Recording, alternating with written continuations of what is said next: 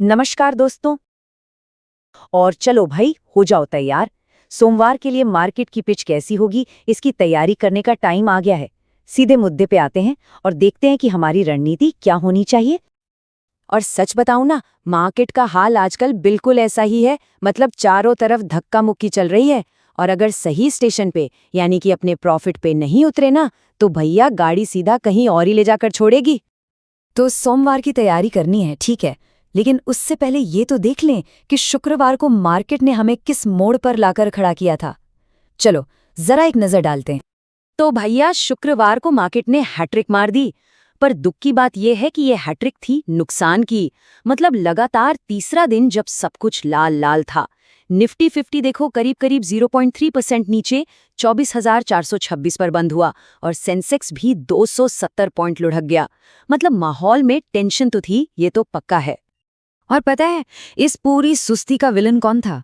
अपना Reliance industries. AGM के बाद भाई साहब ऐसे गिरे करीब 2.2% के पूरे मार्केट का मूड ही खराब कर दिया। सारा प्रेशर इसी ने डाल दिया। सच कहूं, रिलायंस की ये जो गिरावट थी ना, वो मार्केट के लिए बिल्कुल वैसी ही थी जैसे मानो चिलचिलाती गर्मी हो और किसी ने अचानक से एसी के रिमोट से सेल ही निकाल लिए हों। सबकी सांसें ऊपर की ऊपर, नीचे की नीचे रह गई। चलो जो हुआ सो हुआ, अब रोने से क्या फायदा, आगे की सोचते हैं। अब सबसे जरूरी सवाल ये है कि सोमवार के लिए हमारे रडार पर कौन से लेवल होने चाहिए, कहाँ नजर रखनी है। तो ध्यान से देखिए, ये रहे वो जादुई नंबर्स जिन पर हमारी पूरी नजर रहने वाली है।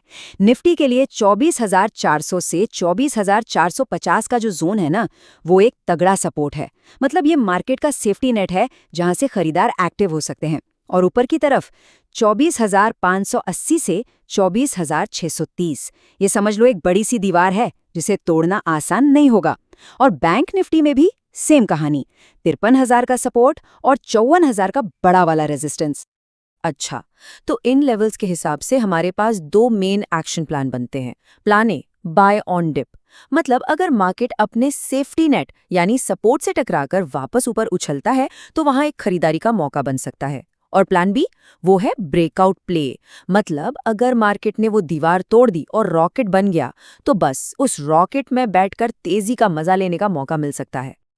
ठीक है, तो लेवल समझ लिए, अपनी रणनीति भी पता चल गई। अब आते हैं असली बात पर कि सोमवार को सुबह सुबह करना क्या है। एकदम स्टेप बाय स्टेप समझते हैं।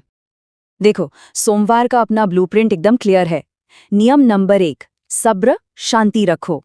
सुबह के पहले 15-20 मिनट सिर्फ पॉपकॉर्न लेकर मार्केट का तमाशा देखो, कोई जल्दबाजी नहीं। जब लगे कि हाँ अब दिशा साफ हो रही है, तब अपने प्लान पर एक्शन लो, चाहे वो बाय ऑन डिप हो या ब्रेकआउट प्ले।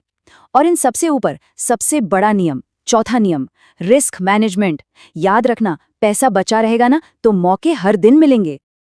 और एक बात, इसको दिमाग में फिट कर लो, हर ट्रेड में कम से कम 1:2 का रिस्क रिवॉर्ड रेशो होना ही चाहिए।